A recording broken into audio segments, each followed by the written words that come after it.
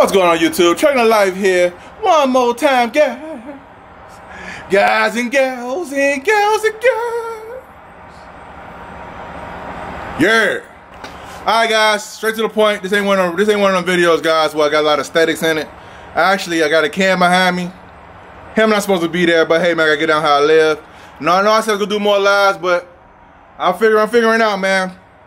Some progress better than no progress. So some of these videos may be pre-recorded, guys. Sometimes they may be live, but doing this series of Truckernomics, guys. So I'm gonna get right to the point. Owner-operators and decisions. A lot of owner-operators I'm dealing with, and I've seen this become owner-operators, they don't know how to make decisions. Simple decisions, hard decisions, don't matter. You gotta make a decision. And one thing I try to get guys to understand when you make a decision, it don't matter if it's good or bad, just live with the decision you make. You just gotta live with it. Now, if you wanna seek some counsel before you make your decisions, cool. I get people calling me all the time, not people from YouTube, but just regular people I know in my everyday life. They call me all the time asking about things they like decisions they got to make about certain things. Like, for example, I had a guy call me not too long ago. He was asking about a load he was gonna run, but he was kind of like on the fence about the load he was gonna run.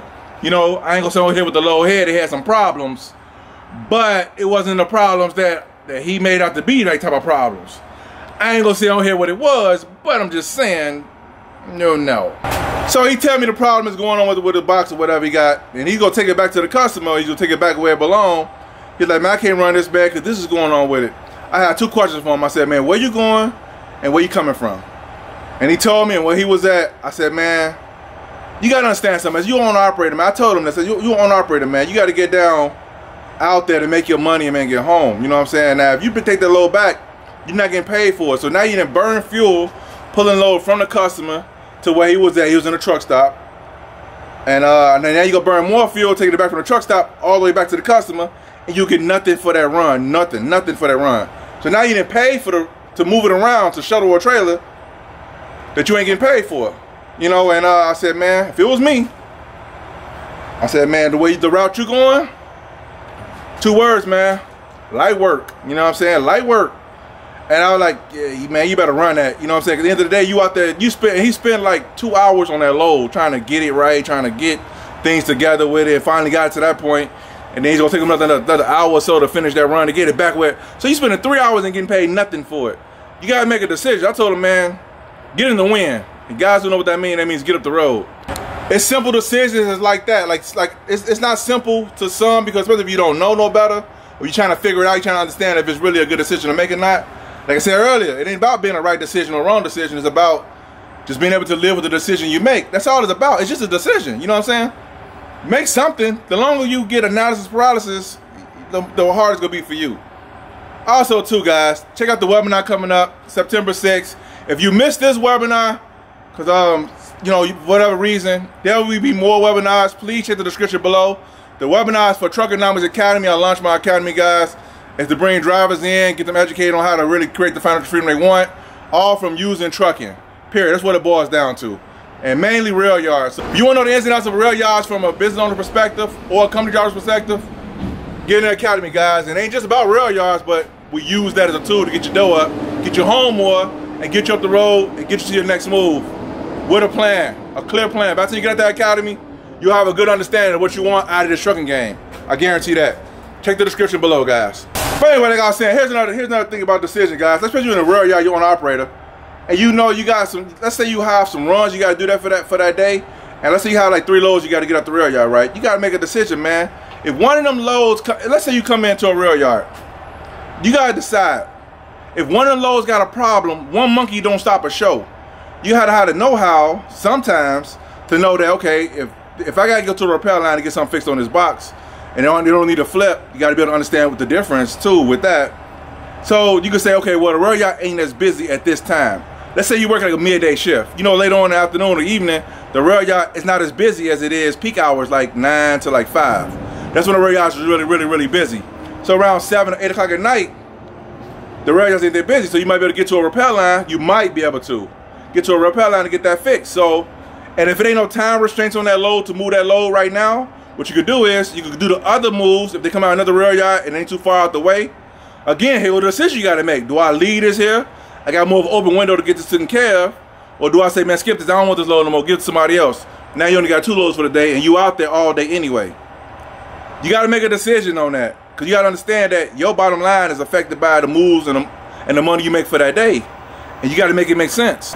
So again, like I was saying, that comes with decisions making. Like another decision owner operators have to make is that when your truck is like having problems for that day, let's say your truck having a problem, it's like on the verge of a breakdown, but it ain't broken down yet. Now you have to make a decision. Do I limp this thing around and finish out the day? Is it good enough to do that? Or should I just go and take this thing into the shop right now because it ain't gonna make it? It's gonna cost me more money sitting on the side of the road versus me limping to the shop right now. Now I don't know which one right or wrong. I'm gonna tell you from my experience, I have done that. Quick story. I was 300 miles away from Chicago, right? 250 miles. I was far enough away from Chicago, right? And so, man, my truck was throwing oil. I mean, it was oil all on the side of my tanks, all on the side of my trailer. I said, man, I'm losing oil like crazy, right? I couldn't find an oil leak. Kind of found out it was my dipstick. At the bottom of the base of the dipstick, it was like a crack right there. So the oil pan, every time it's splashing oil, it's splashing out all over the truck, man. It was just crazy, right? Now, I'm in the middle of nowhere. 250, 300 miles away from Chicago. I'm in the middle of cornfields. Now, I can say I'm gonna sit in the middle of these cornfields, wait for a tow truck to come to tow me to the nearest town where I could try to limp this thing back. So you guys know what I did? I'm giving you a real life example. What I did was, every hour or so, hour and a half or so, I pulled over, checked my oil level. To get me home from 300 miles, I spent over $400 in oil. What I did was, I checked my oil every 30 minutes when I first realized the leak. I didn't know the leak until I actually got to the other end, to the customer. And I realized, I looked on the side of my truck, there was oil everywhere. So I turned my truck off instantly, checked my oil, see where I was at. Man, on the dipstick, I was like this far from the bottom, guys. It was like I threw too much oil out. Because unbeknown to me, I was throwing oil all the way 300 miles going down. I didn't know. But anyway, I digress. So, every 30 minutes, I'm checking the oil, kind of get a gauge on how much oil I'm losing in so much time. Because the truck was still running. You know what I'm saying? Don't get me wrong, this is risky because the truck lose oil, the engine lock up, you blow a motor. Don't get me wrong. I'm just telling you my story. And this is a decision I had to make as an owner operator. A, sit on the side of the road in the middle of cornfields. Hopefully a truck come out here and tow me out of here, or repair people come out and find an oil leak, or try to limp it back. So I chose to limp it back 300 miles, 250, 300 miles with an oil leak, a real bad oil leak at that. Over $400 in oil, but I got home and got to my shop and found out what it was. You see what I'm saying? So this is a decision I had to make. I couldn't call nobody and say, hey man, this is going on my truck, what should I do? You know? You gotta make the decisions, guys. If you're an operator, learn how to make decisions. I ain't say it. It's a choice you make, just learn how to live with it, that's all.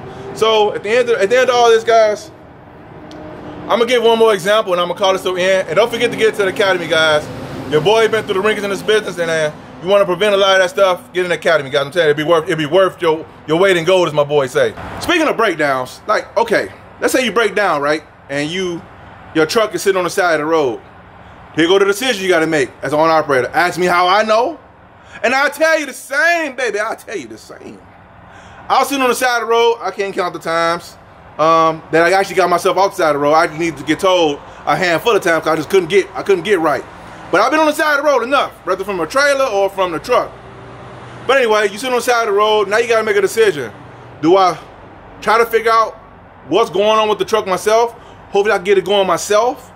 Like, it's you as the driver, it's the owner operator. Or do I call a repair person to come out and try to fix the problem? Now, here's the thing.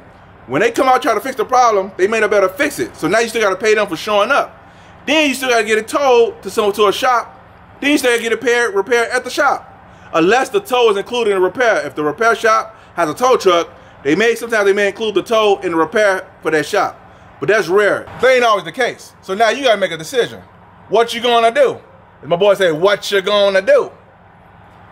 You ain't got to answer this now. You ain't got to answer this to me, because right now we in a calm environment. You watching this on YouTube, so clearly you probably ain't broke down on the side of the road nowhere. So you want to be an owner operator? Learn how to make a decision and stick with it, man. If you see it's failing, change your thoughts and make another decision and go with it. You got to learn how to make decisions. Don't be an owner operator if you can't make a decision, because you got problems, man. Anyway, that's it for this video, guys. So YouTube, hope this video is helpful. Give you a little understanding of what's going on here. Now, I'll see you guys next video. Peace.